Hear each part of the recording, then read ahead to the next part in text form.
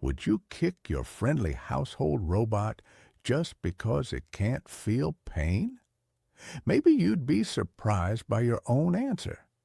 Imagine a future where robots aren't just cleaning your home. They're raising your kids, caring for elderly relatives, and even offering companionship. Sounds ideal, right? But what if these helpful, intelligent robots became frequent targets of human cruelty? Unfortunately, that's not a distant worry. It's already happening.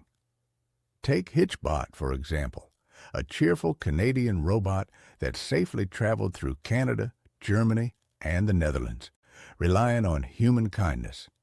Yet, when it attempted to cross the U.S. in 2015, it lasted just 2 weeks before being decapitated and destroyed in Philadelphia. Or consider the security robot in San Francisco, rented by the SPCA to help deter crime. Within its first month, it was covered in barbecue sauce, smeared with feces, and attacked until it was forced into retirement. Even children aren't exempt. Studies in shopping malls observed kids kicking, punching, and verbally abusing robots, often simply for amusement or curiosity. But why do we mistreat robots? Psychologists explain this behavior through a troubling lens. Humans typically view robots as non-sentient objects, similar to kicking a vending machine that won't dispense a snack. This perception strips away moral boundaries.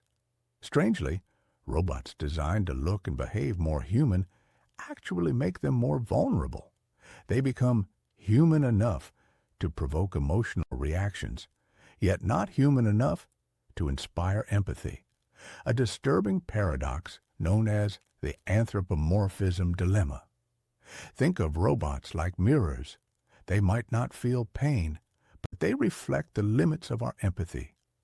Each time we justify harming these machines, we risk chipping away at our own humanity. The question isn't whether robots can suffer, it's what our actions say about us. This issue runs deeper than momentary frustration. Psychological research suggests mistreating robots might not be as harmless as we think. Studies reveal a chilling side effect. Abusing robots may normalize cruelty, making individuals more callous toward other humans. Alarmingly, these aggressive patterns can even reflect societal biases. Research indicates robots painted black are treated more harshly than those painted white, mirroring human racial prejudices. Historically, humanity has justified cruelty by denying sentience and autonomy, much like the disturbing justifications used for slavery. Early advertisements even marketed robots explicitly as perfect slaves, echoing a troubling history. Today, realistic sex robots further fuel the debate, raising uncomfortable ethical questions about consent and exploitation. Could abusing realistic robots, especially in intimate settings, inadvertently normalize harmful behaviors toward people? Legal and ethical conversations are intensifying. Some scholars suggest implementing laws against public robot abuse, similar to public decency laws, not to protect robots per se, but to maintain social morality.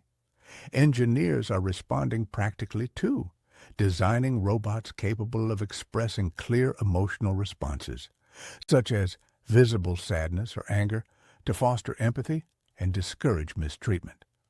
Ultimately, our treatment of robots reflects back on our own humanity. If abusing robots becomes acceptable, what stops us from sliding toward normalizing cruelty in general? Perhaps setting clear ethical boundaries for robot interactions isn't merely about safeguarding technology. It's about protecting our fundamental human values. So tell me, if robots can't feel pain, does abusing them still say something disturbing about us? Let me know your thoughts in the comments below.